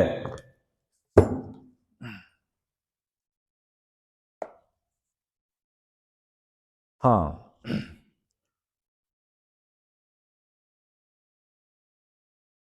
हाँ, ओके। शिव जी में और विष्णु में कितने हैं? 93%। कृष्ण में जितने गुण हैं 100%, समझ पा रहे हो? मान लो 64 गुण है और 64 गुण कितने हैं? 100% पूरी मात्रा में है ना। तो वो विष्णु में कितनी मात्रा में है? 93%, थोड़ा कम है शक्ति। शिव जी में है 84%, 84%, है ना। और ब्रह्मा जी में कितने हैं? वो 50%, 50%, है ना। और हम में कितने हैं? बहुत बहुत बहुत ही कम, है ना। हम में जो भी गुण है वो ब्रह्मा जी की कंपैरिजन हम कर सकते हैं, लेकिन शिव जी की नहीं कर सकते, है ना। एक जीव कभी शिव नहीं बन सकता। भगवान बनने की बात तो दूर है, लेकिन शिव भी हम नहीं बन सकते। हम ब्रह्मा बन सकते हैं, हम अगर चाहे तो ब्रह्मा बन सकते हैं, लेकिन शिव कभी नहीं बन सकते, है ना। बहुत ऊपर के लेवल में शिव जी। तो ये पूरा स्ट्रक्चर है जो मैं आपको समझाने का प्रयास किया मैंने भागवतम के आधार पर। विस्तार से जानना है तो आप श्रीमद् भागवतम का पहला स्कंध 3रा अध्याय आप पढ़ सकते हो। उसमें सब विस्तार से लिखा हुआ है, बहुत सारे श्लोकों में, है ना। यहाँ मैंने शॉर्ट स्वरूप में ये जो है पीडीएफ जो फाइल, उसके माध्यम से मैंने आपको बताने का प्रयास किया है। क्यों बताया? कि ये जो हमारे मन में जो कंफ्यूजन है कि कौन ब्रह्मा बड़े हैं, विष्णु बड़े हैं या शिव जी बड़े हैं, कौन बड़े हैं, है ना। तो ये एक माध्यम है भागवतम में, भागवतम के श्लोकों के आधार पर मैंने क्लियर करने का प्रयास किया कि ये सब क्या क्या लेवल पर है। हमारे लिए सब आराध्य है, हमारे लिए सब आराध्य। अगर हम शिव जी के मंदिर भी जाए तो उसको भी प्रणाम करके क्या मांगना है? भक्ति मांगनी है कि हे शिव जी, आप सभी वैष्णवों में सर्वश्रेष्ठ वैष्णव है, और आप हमें थोड़ा सा भी अगर कृष्ण भक्ति का अंश हमें देंगे तो हम भी धन्य हो जाएंगे, है ना, हम भी भगवान की प्राप्ति कर पाएंगे, है ना। ऐसा नहीं है कि शिव जी का अनादर करना है, ब्रह्मा जी का अनादर करना है ना। हमारे लिए सब आदरणीय है, लेकिन आराध्य कौन है? श्री कृष्ण। क्यों? क्योंकि कृष्ण की आराधना करने से ये सभी प्रसन्न हो जाएंगे, ब्रह्मा, शिव जी, विष्णु, ये सभी प्रसन्न हो जाएंगे, है ना। तो ये तात्विक भेद है और कोई भेद नहीं। देखो बताया गया है कि शिव जी और भगवान में वैसे क्या फर्क है। देखो ब्रह्म संहिता का ही एक श्लोक है जिसमें ब्रह्मा जी ये भेद बताते हैं। क्षीरम यथा दधि विकार विशेष योगा संजायते नहीं तत पृथ्वी गस्ति है तो यह शंभुताम अपि तथा समुपेति कार्याद गोविंदम आदि पुरुषम तमहम भजामि। जिस प्रकार दूध खटाई के संयोग से दही में बदल जाता है, दूध में कोई खटाई डाले तो क्या बन जाएगा? वो दही बन जाएगा। किंतु फिर भी अपने उपादान कारण दूध के वह न तो समान होता है और न ही उससे पृथक होता है। देखो दूध, दही किस में से बना है? दूध में से, है ना। दही किस में से बना है? दूध में से। लेकिन अब दही को दूध तो नहीं बोलेंगे, हम बोलेंगे क्या? और दूध के समान भी नहीं गिनेंगे, गिनेंगे कि दही है तो दूध और दही सब एक ही है, बना है दूध में से ही, है ना। जितना दूध था उतना ही दही बना है, कम नहीं है, लेकिन वो अब दूध नहीं है ना। तो उसी प्रकार संहार के कार्य निर्मित जो शंभु रूप में परिणित हो गए हैं, उन आदि पुरुष भगवान गोविंद का मैं भजन करता हूं। देखो वो शंभु कौन है? जो संहार के लिए वो शंभु बन गए, भगवान ही है, लेकिन संहार का कार्य करने के लिए वो शिव बने, शंभु बने, है ना। इसको क्या बोलते हैं? उसी आदि पुरुष भगवान गोविंद का मैं भजन करता हूं। ये भेद है शिव जी में और कृष्ण में। अगर कोई कृष्ण भक्त है, शिव जी की निंदा करेगा, उसको कभी कृष्ण की भक्ति प्राप्त नहीं होगी, उसको कभी कृष्ण की भक्ति प्राप्त नहीं होगी। और अगर कोई शिव भक्त है, वो कृष्ण की निंदा करेगा, तो उसको शिव जी की भक्ति भी प्राप्त नहीं होगी। और शिव जी की भक्ति करने का क्या लाभ है मालूम है? शिव जी की भक्ति करने का क्या लाभ है, कौन बताएगा? हाँ, उसको कृष्ण भक्ति मिलेगी, वो शिव भक्ति का लाभ है और बहुत जल्द मिलेगी। अगर कोई शिव जी की हम थोड़ी सी भी भक्ति करेंगे ना, अगर हम, क्योंकि शिव जी का एक नाम है आशुतोष, आशुतोष यानी वो जल्दी ही रीझ जाते हैं। ये कृष्ण को रीझाना बड़ा मुश्किल है ना, लेकिन शिव जी जल्दी रीझ जाते हैं। और अगर शिव जी रीझ गए तो उसके पास से मांग लो कृष्ण भक्ति, दे देंगे, है ना, फटाक से दे देंगे।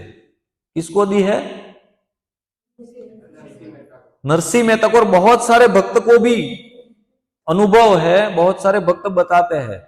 एक भक्त ने तो मुझे प्रश्न किया कि अभी तक तो मैं शिव जी का भक्त था, लेकिन अभी कृष्ण की भक्ति करूंगा तो शिव नाराज हो जाएंगे क्या, है ना।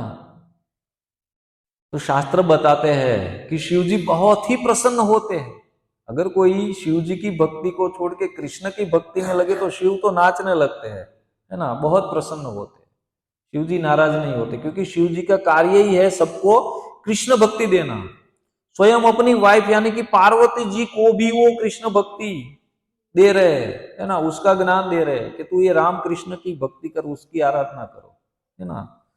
तो प्रसन्न होते तभी। मान लो हम कोई श्रेष्ठ चीज होती है तो हम किसको देंगे? पहले अपने घर परिवार वालों को देंगे ना, कि चलो ये तुम रखो, अपनी बीबी को, अपने बच्चे को, अपने हस्बैंड को देंगे, है ना। तो शिव जी भी यहाँ पार्वती जी को क्या दे रहे? भक्ति दे रहे, है ना। तो हम लोगों को भी देंगे शिव।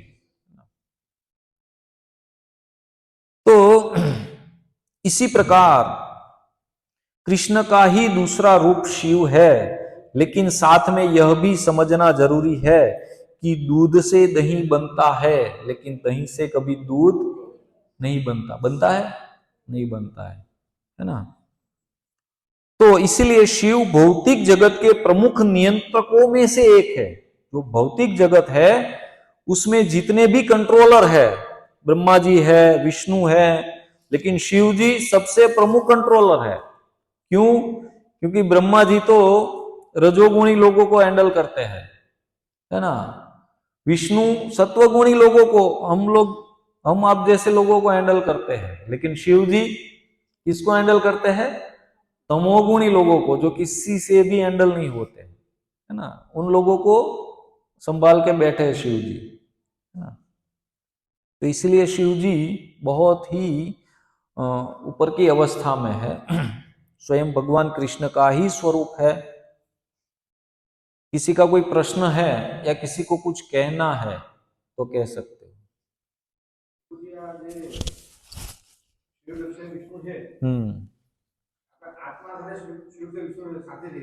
हाँ हाँ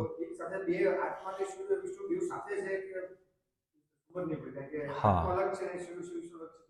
हाँ, आत्मा अलग છે અને ક્ષીરોદક્ષ વિષ્ણુ પણ અલગ છે, અને ખાલી આપણા શરીરમાં એવું નથી, બે જ આત્માઓ છે, કેટલી બધી આત્માઓ રહે છે। બેક્ટેરિયા છે આપણા શરીરમાં, વાયરસ આવે છે, કોરોના એ શું છે? એક આત્મા જ છે, है ને। એક અલગ પ્રકારનો જીવ છે જે આપણા શરીરમાં એન્ટર થાય છે, है ને। પણ અહીંયા પરમાત્મા ભાગવતમાં એક શ્લોકમાં કહે છે કે હૃદયની અંદર આત્માની બાજુમાં એને પક્ષીઓ, આત્મા મીન્સ કે આ શરીરને એક ઝાડ સાથે સ્વર્ગાવ્યું છે, કે એક વૃક્ષ છે એની ડાળ પર બે પક્ષીઓ બેઠા છે। કયા બે પક્ષીઓ છે? આત્મા અને પરમાત્મા, है ना। तो आ बे पक्षीओ शू करी रह्या छे? तो कि एक पक्षी कार्य करी रह्यो छे, कर्म करी रह्यो छे। आपणे बधा ज कर्म करीए छे के नहीं? एक पक्षी कर्म करी रह्यो छे अने बीजू पक्षी, है ने, जे नियंत्रक छे, कंट्रोलर छे आम जोईए तो, है ने, पण ए शुं करे छे? कंट्रोल करतुं નથી। શું કરે છે? સાક્ષી ભાવે બીજા પક્ષીની જે ગતિવિધિ, જે કાર્ય છે બીજા પક્ષીના એ જોવે છે। સમજાય છે? કંટ્રોલર હોવા છતાં સ્વતંત્રતા આપે છે કે ભાઈ તારે જે કરવું હોય એ કરો।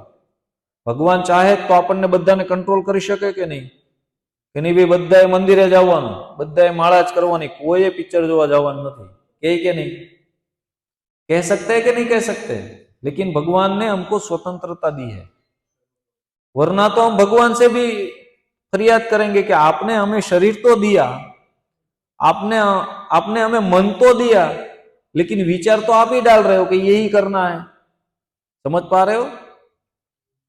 कोई हमको कुछ देगा, कुछ चीज वस्तु देगा कि चलो ये तुम उपयोग करो, लेकिन हम बोलेंगे नहीं, मैं बोलूंगा उसी तरह से।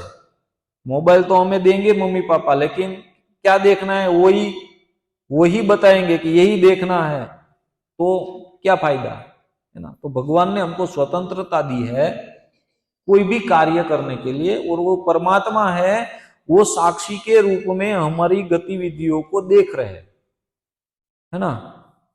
सब कुछ रिकॉर्ड हो रहा है, कुछ भी रिकॉर्डिंग के बाहर नहीं है। और क्या होगा? वो ऊपर रिपोर्टिंग करेंगे कि इसने ये किया है। समझ पा रहे हो? हाँ, ये गलत है। हाँ, हिंट हमको एहसास होता है कभी कभी ऐसा, तो वो बताते हैं हमको, लेकिन हाँ, उसको चैत्य गुरु कहते हैं। भगवान जो परमात्मा के स्वरूप में, उसको क्या बोलते? चैत्य गुरु, है ना। जो हमको આપણને ચેતવે છે કે જોજે આમ થશે, પણ આપણે કોનું માનીએ છીએ? આપણા મનનું માનીએ। મન જે કરે એ કરી નાખીએ, મન જે કહે, આપણે એની જે હિન્ટ છે એને આપણે ધ્યાનમાં લેતા નથી। હા, આપણી આત્માનો અવાજ સાંભળતા નથી। આપણે કોનો અવાજ સાંભળીએ છીએ? મનનો। જે મન કે એ કરીએ છીએ, હે ને। और भगवान भगवत गीता में बताते हैं कि ये मन ही तुम्हारा सबसे बड़ा शत्रु है और ये मन ही तुम्हारा सबसे बड़ा मित्र है। अर्जुन कंफ्यूज हो गया कि ये कैसे, ये मन ही बड़ा शत्रु, मन ही बड़ा मित्र, कोई एक बताओ तो, है ना। तो भगवान बताते हैं कि जो अनकंट्रोल्ड जो तुम्हारा मन है, जो नियंत्रण के में नहीं है, तुम्हारे नियंत्रण में नहीं है, ऐसा मन तुम्हारा शत्रु है। और जो तुम्हारे नियंत्रण में जो मन है, हमको तो बहुत ये करने का मन करेगा, वो करने का मन करेगा, लेकिन शास्त्रों के आधार पर अगर हम अपना कार्य करेंगे तो वो मन हमारा मित्र बन जाएगा, वो हमको लाभ, वो हमारा कल्याण करवाएगा। वरना जो शत्रु मन है वो हमारा नुकसान करवाएगा। ठीक है, और किसी का कोई प्रश्न? हाँ टॉपिक છે એનો કહેવાનો તો એવો છે ભગવાન અલગ ડિપાર્ટમેન્ટ આપ્યા છે हाँ એકદમ ઉપર ટોપ પર ભગવાન हाँ તો આત્મ સંબંધી છે हाँ પણ હવે આપણે જેમ કે પૂરે ધનની ઈચ્છા છે मतलब कोई डिपार्टमेंट છે मतलब એક ધનનું ડિપાર્ટમેન્ટ લક્ષ્મીજી પાસે છે। હા તો હવે આપણે બધા ભક્તિ કરીએ એ ભગવાન કૃષ્ણ જોવે છે તો પેલા લોકોના પૈસા પૈસા તો લોકો લક્ષ્મીજી પૂજો લક્ષ્મી નહીં પૂછતા કૃષ્ણ પૂજે છે નિયમ પ્રમાણે હોય કામ હોય ભગવાન એમ પૂછે લક્ષ્મીજી આપણે ડાયરેક્ટ ભજે ભગવાન વિરોધાભાસ ઓકે, સમજાય છે? પ્રભુજીનો બહુ સુંદર પ્રશ્ન છે। 3 વખત એમની માટે હરિબોલ બોલીએ। હરિબોલ હરિબોલ હરિબોલ। ભગવાને ડિપાર્ટમેન્ટ સોંપ્યા છે અલગ અલગ લોકોને, હે ને, કે ભાઈ આને ટૂંકમાં જે ધનરાશિનું ડિપાર્ટમેન્ટ લક્ષ્મીજી પાસે, વિદ્યાનું ડિપાર્ટમેન્ટ સરસ્વતીજી પાસે, બળનું ડિપાર્ટમેન્ટ છે હનુમાનજી કે બરોબર, પછી છે ભાઈ વિઘ્ન હર્તા તો કે ગણેશજી છે, નરસિંહદેવ ભગવાન પણ પોતે વિઘ્ન હર્તા છે, બરોબર।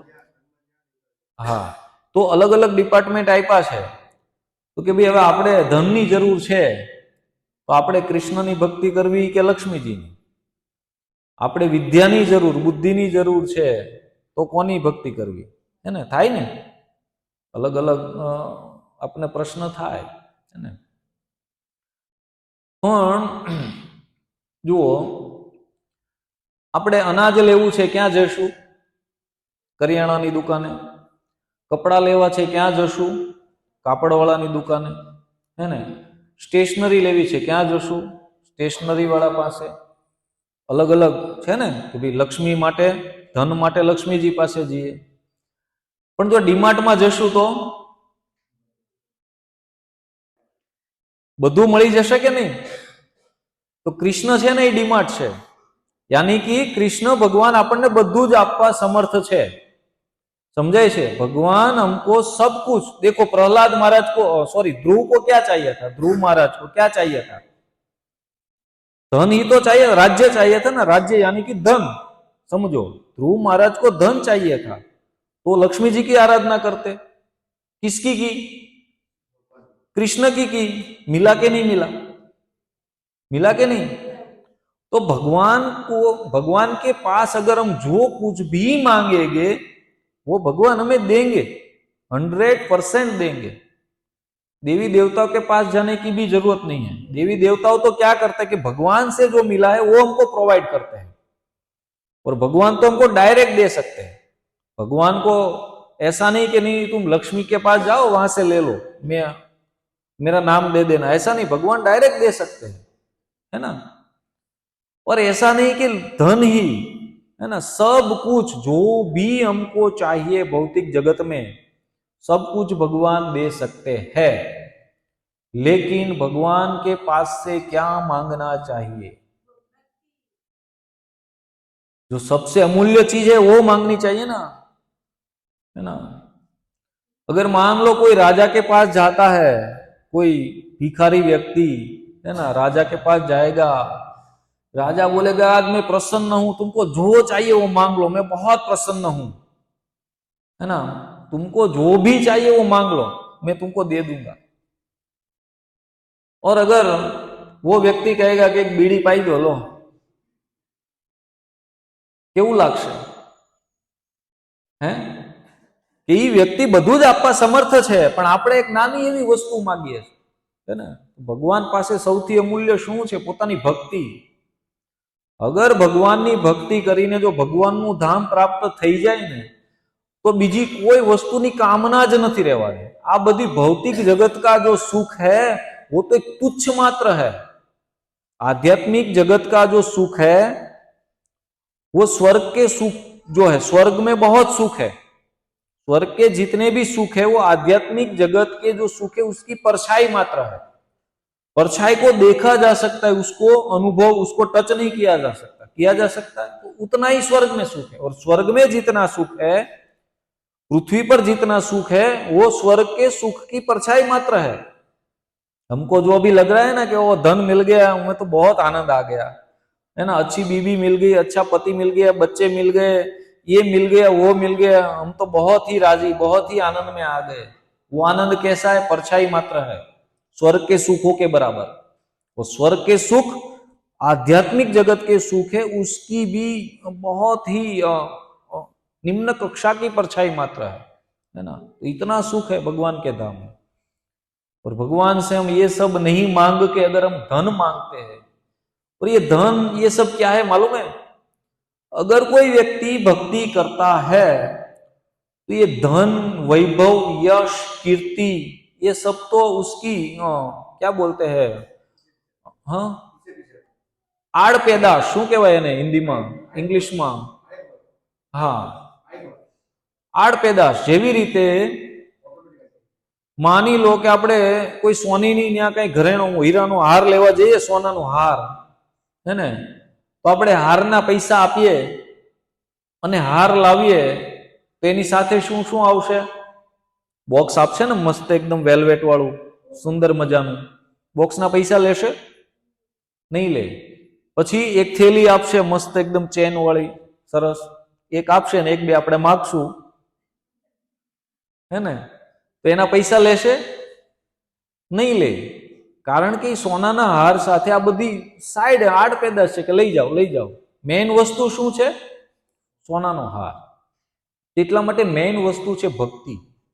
અને કોઈ વ્યક્તિ અગર ભક્તિ કરે છે ને, તો જે આ ભક્તિની અવસ્થામાં જે આગળ વધી ચૂક્યો છે ને, એને આ બધી વસ્તુઓની કામના રહેતી નથી, હે ને। આ બધું મળે ને તોય તે આપણે બહુ સુંદર કથા છે વૃંદાવનની, આપણે સાંભળશું, તો એને આ બધી વસ્તુની કોઈ કામના રહેતી નથી। આ બધી વસ્તુ તો એની માટે કચરું છે, હે ને। સોનું, ધન, હીરા, મોતી, ઝવેરાત, આ બધું શું છે? કચરા સમાન છે, હે ને।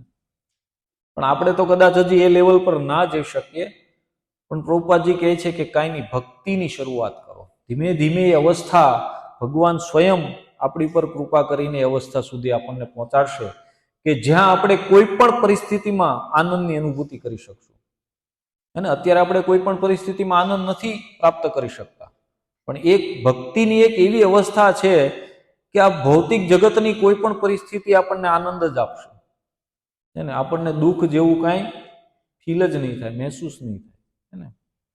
और કોઈનો કાંઈ પ્રશ્ન અથવા કોઈને કંઈ કહેવું હોય, પ્રશ્ન કરતા કોઈ અગર કંઈ કહેવાનું રાખે તો પણ વધારે સારું છે।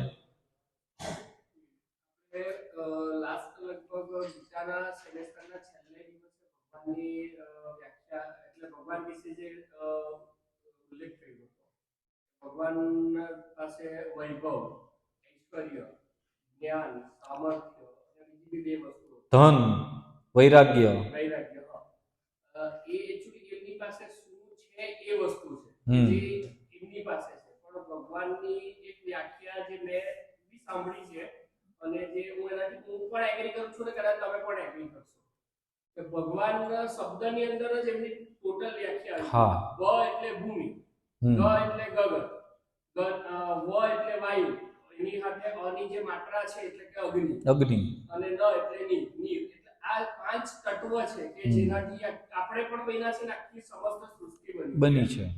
એટલે ભગવાનની એકદમ સિમ્પલ વ્યાખ્યા એ છે કે ભાઈ જે આ પાંચે પાંચ તત્વોના એલિમેન્ટ્સને પોતાના કાબુમાં રાખીને એને જે રીતે જોઈએ એ રીતે ઢાળીને જે સર્જન અને વિસર્જન બધું કરવા માટે સામર્થ્ય છે એ ભગવાન છે કે જેને આપણે બ્રહ્મા, વિષ્ણુ અને મહેશ કહીએ છીએ। અને એના સિવાયના જે બી છે એ બધા ભગવાન નથી પણ એ દેવી દેવતા છે કે જે રીતે તમે કીધું કે દરેકને એક ડિપાર્ટમેન્ટ સોંપવામાં આવ્યું. હજી એ પાર્ટ બાકી છે. આપણે તો હજી ભગવાનના અવતારો વિશે જ જાણ્યું છો. હજી દેવી દેવતાઓ વાળો પાર્ટ હજી આપણે સમજ્યા નથી, હજી એ લીધો નથી. પણ એ બહુ સિમ્પલ છે, આટલું બધું અટપટું નથી એમાં. આમાં જે તમે ઘણાને તો યાદ પણ નહીં રહ્યું, એટલે મેં ઝેરોક્સ આપી દીધી બધાને કે ભાઈ આ બધું યાદ કદાચ ના રહે તો ઘરે જઈને પણ વાંચવા થાય ને. હજી કોઈને ડિટેલમાં વાંચવું હોય તો તમે બધા માગજો, કાંઈ સંકોચ અથવા શરમમાં નહીં રહેતા. મારી પાસે ઘણા બધા પુસ્તકો છે, ગ્રંથો છે કે જેમાં તમે હજી કાંઈ કન્ફ્યુઝનમાં છો તો એ તમને વધારે ક્લિયર કરીને આપશે. સમજો હે ને? કારણ કે આમાં તો કેટલા બધા શ્લોક છે કે જેના દ્વારા બધું સમજાયું છે ને આપણે એને 2 પેજમાં ખાલી શોર્ટ કરીને મેં તમને સમજાવવાનો પ્રયાસ કર્યો. બહુ વિસ્તારથી છે. જેને હજી સમજવું હોય વધારે વિસ્તારથી તો મને કહેજો, હું તમને કોઈ બુક પ્રોવાઈડ કરીશ હે ને વાંચવા માટે. Okay okay. આ બાજુથી કોઈનો હાથ ઊંચો થયો હતો? હું એ જ કહેવા માંગુ છું. આપણે આપણું લેવલ વધારવાની જરૂર છે. હા, આપણું લેવલ યાની કે આપણી ચેતનાનું સ્તર. આપણું લેવલ એટલે અત્યારે બધા લોકો સ્ટેટસ મૂકે કે આજે હું કુંભમાં છું, આજે હું આ ગાડી લઈ આવ્યો, આજે આ નવો મોબાઈલ ખરીદ્યો, સ્ટેટસ હે ને. પણ આ ભૌતિક સ્ટેટસ છે. આધ્યાત્મિક સ્ટેટસ આપણું શું છે? આધ્યાત્મિક ચેતના, આધ્યાત્મિક લેવલ આપણું શું છે? તો આધ્યાત્મિક સ્ટેટસ જ્યારે આપણું વધશે હે ને ત્યારે જ આપણે આનંદમય બનશું. બાકી ભૌતિક જગતમાં તમે કદાચ આખી દુનિયાની પ્રાપ્તિ કરી લો ને તોય તમે દુઃખી જ રહેવાના. 100% છે. મુકેશ અંબાણી અત્યારે સુખી છે, આનંદમાં છે? નથી. કારણ કે હજી નવું કંપનીઓ ખોલે જ જાય. શું કામ? કે હજી એને ધન ઓછું પડે છે. સિમ્પલ છે હે ને. તો એટલે ભૌતિક જગત હંમેશા દુઃખ આપવા વાળું જ છે. પણ આધ્યાત્મિક જગતની જ્યારે આપણને અનુભૂતિ થશે ત્યારે આપણે કહીએ ને કે રિયલ હેપીનેસ હે ને. રિયલ હેપીનેસ એટલે કે સાચો આનંદ, પરછાઈ નહીં, સાચો આનંદ આધ્યાત્મિક જગતમાં. ઠીક છે? બહુ ધીમી પ્રોસેસ છે, પણ મને તમારો સંગ આપતા રહેજો જેથી કરીને હું આ થોડો ઘણો ભક્તિમાં આગળ વધવા જે મથી રહ્યો છું તો આગળ વધી શકું. તો પ્રભુપાદજી કહે છે કે મેઇન વસ્તુ છે ભક્તોનો સંગ. એકબીજા આપણે ભક્તો સંગમાં રહેશું તો સાથે સાથે ધીમે ધીમે આપણા બધાની આધ્યાત્મિક પ્રગતિ થશે. અને આમાં કોઈ ખર્ચો નથી. છે કોઈ? નથી. એકદમ સિમ્પલ. ઠીક છે? જગતગુરુ શ્રીલ પ્રભુપાદ કી. બધા માટે નીચે પ્રસાદ છે, પ્રસાદ લઈને જુઓ. હરે કૃષ્ણ. આ સાચવીને રાખજો, ઝેરોક્સ, એને સમજવાનો પ્રયાસ કરજો.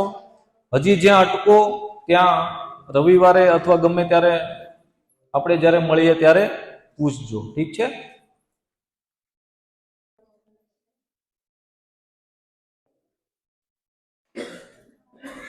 जो आखो ग्रंथ है जिसका टॉपिक है